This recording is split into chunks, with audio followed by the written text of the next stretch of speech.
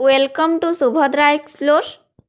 ଏହି ଭିଡ଼ିଓରେ ଆମେ ସପ୍ତମ ଶ୍ରେଣୀ ଅର୍ଦ୍ଧବାର୍ଷିକ ପରୀକ୍ଷା ପାଇଁ ବିଜ୍ଞାନର କିଛି ପ୍ରଶ୍ନ ଉତ୍ତର ବିଷୟରେ ଆଲୋଚନା କରିବା, ଯାହାକି ପରୀକ୍ଷା ପାଇଁ ଉପଯୋଗୀ ଅଟେ। କାରଣ ପ୍ରତ୍ୟେକ ବର୍ଷ ଏଇଭଳି ହିଁ ପ୍ରଶ୍ନ ଆସୁଛି, ସେଥିପାଇଁ ଭିଡ଼ିଓଟିକୁ ଆରମ୍ଭରୁ ଶେଷ ପର୍ଯ୍ୟନ୍ତ ଦେଖନ୍ତୁ। ଭିଡ଼ିଓଟି ଭଲ ଲାଗିଲେ ଲାଇକ୍ ସବସ୍କ୍ରାଇବ୍ ନିହାତି କରିଦେବେ। ତେବେ ପ୍ରଥମ ପ୍ରଶ୍ନ କ'ଣ ଦେଇଛି ଦେଖ। 1 ନମ୍ବର କ'ଣ ଦେଇଛି? ଶୂନ୍ୟସ୍ଥାନ ପୂରଣ କର। କ ନମ୍ବର ଗ୍ଲୁକୋଜର ଆଣବିକ ସଂକେତ ଡ୍ୟାସ୍। ଗ୍ଲୁକୋଜର ଆଣବିକ ସଂକେତ ହେଉଛି C6H12O6।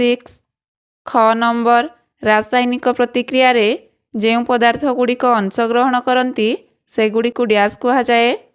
ରାସାୟନିକ ପ୍ରତିକ୍ରିୟାରେ ଯେଉଁ ପଦାର୍ଥ ଗୁଡ଼ିକ ଭାଗ ନିଅନ୍ତି ସେମାନଙ୍କୁ ପ୍ରତିକାରକ କୁହାଯାଏ ଏବଂ ଯେଉଁ ନୂତନ ପଦାର୍ଥଟି ମିଳେ ତାହାକୁ ଉତ୍ପାଦ କୁହାଯାଏ। ଗ ନମ୍ବର ପିମ୍ପୁଡ଼ି କାମୁଡ଼ିଲେ ଡ୍ୟାସ୍ ଦ୍ରବଣ ଘଷିଲେ ଏହା ପ୍ରଶମିତ ହୁଏ। ପିମ୍ପୁଡ଼ି କାମୁଡ଼ିଲେ କାଲାମିନ୍ ଦ୍ରବଣ ବା ଖାଇବା ସୋଢ଼ା ଘଷିଲେ ଏହା ପ୍ରଶମିତ ହୁଏ। ଘ ନମ୍ବର ଡ୍ୟାସ୍ ଉପାୟରେ ତାପ ସଞ୍ଚରଣ ପାଇଁ କୌଣସି ମାଧ୍ୟମ ଦରକାର ହୁଏ ନାହିଁ। ଏହାର ଉତ୍ତର କ'ଣ? ବିକିରଣ। ବିକିରଣ ଉପାୟରେ ତାପ ସଞ୍ଚରଣ ପାଇଁ କୌଣସି ମାଧ୍ୟମର ଦରକାର ହୁଏ ନାହିଁ। ଅ ନମ୍ବର ଗେଣ୍ଡା ଓ ଶାମୁକା ଖୋଳପାର ମୁଖ୍ୟ ଉପାଦାନ ଡ୍ୟାସ୍। ଏହାର ଉତ୍ତର କ'ଣ? Calcium carbonate. 2 ନମ୍ବର ବାମ ପାର୍ଶ୍ୱରେ ଥିବା ସମ୍ପର୍କକୁ ଦେଖି ଶୂନ୍ୟସ୍ଥାନ ପୂରଣ କର। କ ନମ୍ବର ସାବୁନ ପାଣି କ୍ଷାରକ, ସେହିଭଳି ପାତିତ ଜଳ କ'ଣ ହେବ? ପ୍ରଶମିତ ଦ୍ରବଣ। ଖ ନମ୍ବର ପାରଦ ପରିବହନ ବରଫ କ'ଣ ହେବ? ପାରଦରେ ପରିବହନ ପ୍ରକ୍ରିୟାରେ ତାପ ସଞ୍ଚରିତ ହୁଏ, ସେହିଭଳି ବରଫରେ ପରିଚଳନ ଉପାୟରେ ତାପ ସଞ୍ଚରଣ ହୁଏ। ଗ ନମ୍ବର ଆର୍ଦ୍ରତା ହାଇଗ୍ରୋମିଟର ପବନର ବେଗ କ'ଣ ହେବ? ଆର୍ଦ୍ରତା ମାପିବା ପାଇଁ ହାଇଗ୍ରୋମିଟର ବ୍ୟବହାର କରାଯାଏ, ସେହିଭଳି ପବନର ବେଗ ମାପିବା ପାଇଁ ଆନିମୋମିଟର ବ୍ୟବହାର କରାଯାଏ। ଘ ନମ୍ବର କଳା ମାଟି ଲୌହ ଓ ମ୍ୟାଗ୍ନେସିୟମ, ସେଭଳି ଲାଲ ମାଟି ହେବ ଲୌହ ଓ ମାଙ୍ଗାନିଜ। ଅ ନମ୍ବର ଟସର ମଠା ମୁଗା କ'ଣ ହେବ? ଓଡ଼ିଶାରେ ଟସରକୁ ମଠା, ମୁଗାକୁ ମୁଗା କୁହାଯାଏ। 3 ନମ୍ବର ଠିକ୍ ଉତ୍ତରଟି ବାଛି ଲେଖ। କ ନମ୍ବର କ'ଣ ଦେଇଛି? କେଉଁ ମୌଳିକଟି ଉଭୟ ଧାତୁ ଓ ଅଧାତୁର ଗୁଣ ପ୍ରଦର୍ଶନ କରେ? ସେଥିପାଇଁ କ'ଣ କ'ଣ ଅପସନ୍ ଦେଇଛି? Calcium, magnesium, zinc, arsenic. ଏଥିମଧ୍ୟରୁ ଠିକ୍ ଉତ୍ତର କ'ଣ ହେବ? ଆର୍ସେନିକ। ଆର୍ସେନିକ ମୌଳିକଟି ଉଭୟ ଧାତୁ ଓ ଅଧାତୁର ଗୁଣ ପ୍ରଦର୍ଶନ କରେ। ଖ ନମ୍ବର ରୁମ୍ ହିଟର କେଉଁ ନିୟମ ଅନୁସାରେ କାର୍ଯ୍ୟ କରେ? ଅପସନ୍ କ'ଣ ଦେଇଛି? ପରିବହନ, ବିକିରଣ, ପରିଚଳନ, ଉଭୟ ବିକିରଣ ଓ ପରିଚଳନ। ଏଥିମଧ୍ୟରୁ ଠିକ୍ ଉତ୍ତର କ'ଣ ହେବ? ବିକିରଣ। ରୁମ୍ ହିଟର ବିକିରଣ ନିୟମ ଅନୁସାରେ କାର୍ଯ୍ୟ କରେ। ଗ ନମ୍ବର କେଉଁ ଗ୍ୟାସ୍ ଚୂନ ପାଣିକୁ ଦୁଧିଆ ରଙ୍ଗ କରିଦିଏ? ଅପସନ୍ କ'ଣ ଦେଇଛି? ଉଦ୍ଜାନ, ଅମ୍ଳଜାନ, ଅଙ୍ଗାରକାମ୍ଳ, ଯବକ୍ଷାରଜାନ। ଏଥିମଧ୍ୟରୁ ଠିକ୍ ଉତ୍ତର କ'ଣ ହେବ? ଅଙ୍ଗାରକାମ୍ଳ। ଅଙ୍ଗାରକାମ୍ଳ ଗ୍ୟାସ୍ ଚୂନ ପାଣିକୁ ଦୁଧିଆ ରଙ୍ଗ କରିଦିଏ।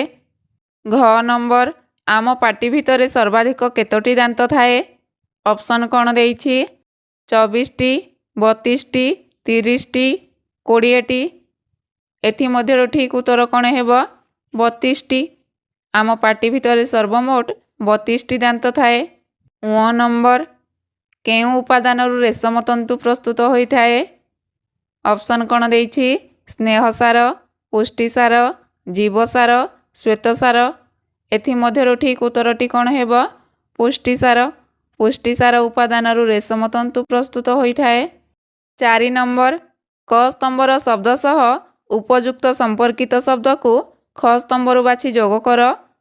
ଏଠାରେ ତାହେଲେ କ ସ୍ତମ୍ଭରେ କିଛି ଶବ୍ଦ ଏବଂ ଖ ସ୍ତମ୍ଭରେ କିଛି ଶବ୍ଦ ଦିଆଯାଇଛି।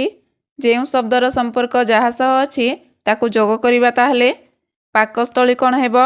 ପାଚକ ରସ, ସେହିଭଳି ଯକୃତ, ପିତ୍ତରସ କ୍ଷରଣ, ଲାଳ ଗ୍ରନ୍ଥି, ଲାଳ ଅଂଶ କ୍ଷରଣ, କ୍ଷୁଦ୍ରାନ୍ତ୍ର, ହଜମ କ୍ରିୟା ଶେଷ, ବୃହଦନ୍ତ୍ର, ଖଦଡ଼ା ଅଂଶ ନିଷ୍କାସନ ହେବ।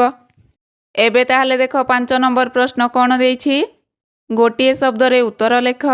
କ ନମ୍ବର ଲେମ୍ବୁ ରସରେ କି ପ୍ରକାର ଅମ୍ଳ ଅଛି? ଏହାର ଉତ୍ତର କ'ଣ ହେବ? ସାଇଟ୍ରିକ୍ ଅମ୍ଳ। ଖ ନମ୍ବର ପଶମ ଉତ୍ପାଦନରେ ଭାରତ କେଉଁ ସ୍ଥାନ ଅଧିକାର କରିଛି? ଏହାର ଉତ୍ତର କ'ଣ? ଦ୍ୱିତୀୟ। ଗ ନମ୍ବର ଏକମାତ୍ର ତରଳ ଧାତୁ ବ୍ରୋମିନ୍। ଘ ନମ୍ବର ମାଟିର ଉର୍ବରତା କିଏ ବଢ଼ାଏ? ଜୈବ ପଦାର୍ଥ ଓ ହ୍ୟୁମସ୍। ଏବେ ଦେଖ 6 ନମ୍ବର କ'ଣ ଦେଇଛି? ଗୋଟିଏ ବା ଦୁଇଟି ଧାଡ଼ିରେ ଉତ୍ତର ଲେଖ। କ ନମ୍ବର ମିଶ୍ରଣମାନଙ୍କୁ କିପରି ପୃଥକ୍ କରାଯାଏ? ଏହାର ଉତ୍ତର କ'ଣ ହେବ? ମିଶ୍ରଣମାନଙ୍କୁ ଅବକ୍ଷେପଣ, ଉଦ୍ବାହନ, ପରିସ୍ରବଣ, ପାତନ, ଊର୍ଦ୍ଧ୍ୱପାତନ ଆଦି ପଦ୍ଧତି ଦ୍ୱାରା ପୃଥକ୍ କରାଯାଏ। ଖ ନମ୍ବର ପିତ୍ତରସ କେଉଁଠାରୁ କ୍ଷରିତ ହୁଏ ଓ ଏହା କେଉଁ ପ୍ରକାର ଖାଦ୍ୟ ହଜମରେ ସାହାଯ୍ୟ କରେ? ଏହାର ଉତ୍ତର କ'ଣ?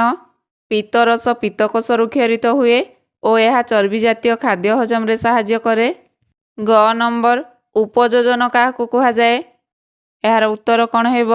ପ୍ରାକୃତିକ ପରିବେଶରେ ପ୍ରାଣୀ ଓ ଉଦ୍ଭିଦ ଖାପ ଖୁଆଇ ଚଳିବାକୁ ସେମାନଙ୍କର ଉପଯୋଜନ କୁହାଯାଏ। ଘ ନମ୍ବର ପାରଦର ଦୁଇଟି ବିଶେଷ ଗୁଣ ଉଲ୍ଲେଖ କର। ଏହାର ଉତ୍ତର କ'ଣ ହେବ? ପାରଦ କାଚ ନଳୀରେ ଲାଗେ ନାହିଁ ଓ ଏହା ଶୁଦ୍ଧ ଅବସ୍ଥାରେ ମିଳେ। ପାରଦ କମ୍ ତାପମାତ୍ରା ବୃଦ୍ଧିରେ ଅଧିକ ପ୍ରସାରିତ ହୁଏ ଏବଂ ଅସ୍ୱଚ୍ଛ ଓ ଉଜ୍ଜ୍ୱଳ ତରଳ ପଦାର୍ଥ ହୋଇଥିବାରୁ କାଚ ମଧ୍ୟରେ ସହଜରେ ଦେଖାଯାଏ। ଙ ନମ୍ବର ରେଶମ କୀଟ କେତେ ପ୍ରକାର ଓ ସେଗୁଡ଼ିକ କ'ଣ କ'ଣ? ରେଶମ କୀଟ 4 ପ୍ରକାରର, ଯଥା ପାଟ, ଟସର, ଏଣ୍ଡି, ମୁଗା। ଏବେ ଦେଖ ଶେଷ ପ୍ରଶ୍ନଟି କ'ଣ ଦେଇଛି? ମେରୁ ଭାଲୁର ଉପଯୋଜନ ଚିତ୍ର ସହ ବୁଝାଅ। ଏହାର ଉତ୍ତରଟି ମୁଁ ଏଠାରେ ଦେଇଦେଇଛି।